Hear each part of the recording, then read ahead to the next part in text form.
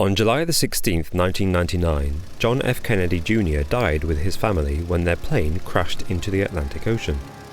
The circumstances surrounding the crash continue to raise questions. Days before his death, Kennedy was declared a frontrunner for the New York Senate seat, putting him ahead of his rival, First Lady Hillary Clinton.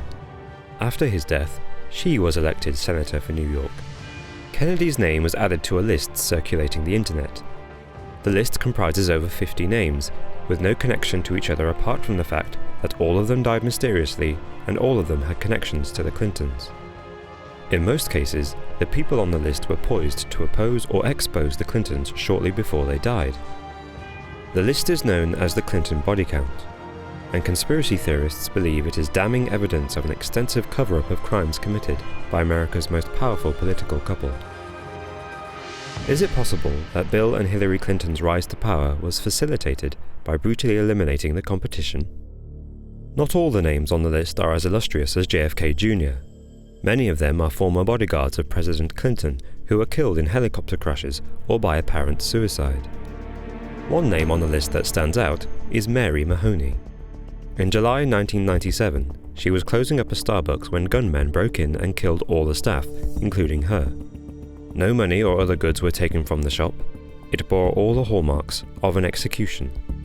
Days before her death, the headlines had been dominated by a lawsuit brought against President Clinton by Paula Jones, a former Clinton employee who charged the president with sexual harassment. Newsweek reported that a former White House staffer with the initial M was going to give evidence against Clinton. Mary Mahoney had been a White House intern for Clinton in 1991. Conspiracy filmmaker Pat Matroschiana is one of many who believe Mahoney was murdered on the orders of Bill Clinton simply to protect his public image against Paula Jones. According to them, Jones was too publicly prominent to risk an assassination. Unfortunately for conspiracy theorists, a man called Carl Cooper confessed to the killing of Mahoney as a robbery gone wrong, and Monica Lewinsky came out to speak against the president's extramarital activities. Many critics of the body count list use examples like this to dispel the notion that the Clintons have been merrily murdering their way to the top for decades. So where does this list come from? The body count list apparently started with a lawyer named Linda Thompson. In April 1993, the tragedy of the Waco siege prompted her to compile and publish an early form of the list. Just a few months later, the list would gain its most prominent and compelling entry. On July 20, 1993, Vince Foster was found dead in Fort Macy Park near Washington, D.C. He had been shot through the neck with his grandfather's pistol. Official investigations ruled that his death was a suicide. Foster was a close friend and colleague of First Lady Hillary Clinton. Unswervingly loyal to the president and his wife, he had supposedly helped to cover up dodgy real estate deals, unpaid taxes, and controversial staff sackings made before and during Bill Clinton's presidency. I, William Jefferson Clinton, do solemnly swear. With his help, the Clintons survived the worst scandals of Bill's first term. By all accounts, he was a happy, decent, and dependable man. It therefore seemed strange that such a well-rounded, successful, and valuable member of Team Clinton should commit suicide. The public outcry led to an investigation by independent counsel Ken Starr. It was heavily criticized for postponing the publication of its results for over 3 years.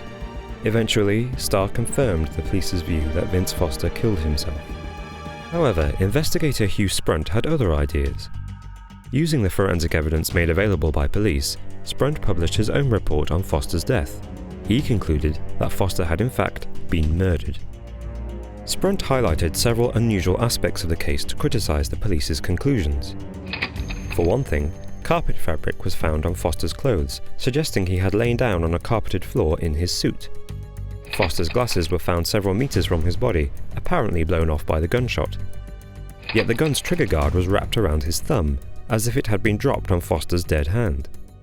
Sprunt used these details to suggest that Foster had been killed somewhere else, and was carried to the park by a person or persons unknown, with his glasses falling off in the process and the murder weapon being planted on him. Sprunt says the suicide story was a cover-up. There wasn't even a suicide note to explain Foster's actions. That is, until after his funeral, when torn fragments of a note were found in his briefcase. This note was held by the White House for 30 hours before it was released to the police.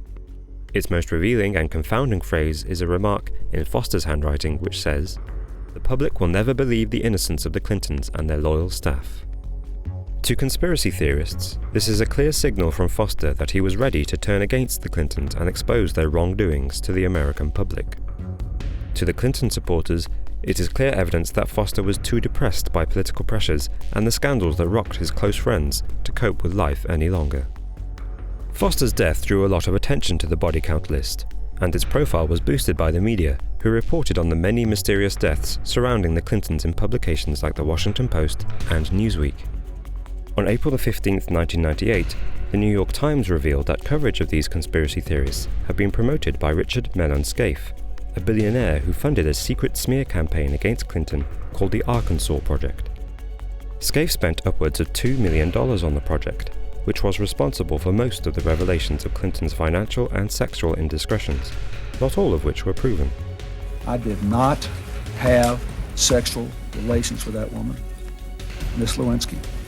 The project also deliberately encouraged, but carefully never endorsed, the theory that Clinton had arranged for Vince Foster to be murdered as part of a grand cover-up of his misdeeds.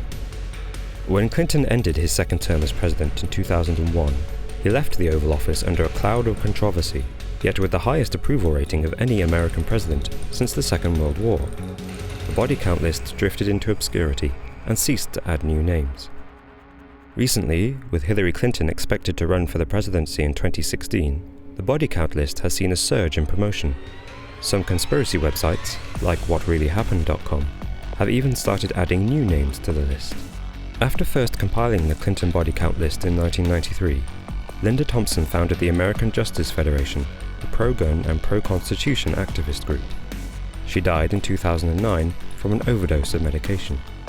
She left the Clinton body count list to be shaped and distributed freely by anyone who believed in it, chiefly on the internet. In that way, the list may be the USA's first crowd-researched criminal investigation in history. Alternatively, it may be a falsified document used as political propaganda by right-wing enemies of a popular president. Whatever it is, you can rest assured that as 2016 approaches, we'll see a lot more of the Clinton body count. Thanks for watching. What did you think of that? Let us know in the comments below. If you enjoyed this video, be sure to like and share. We'll see you next time. Don't forget to subscribe. Bye-bye. Bye.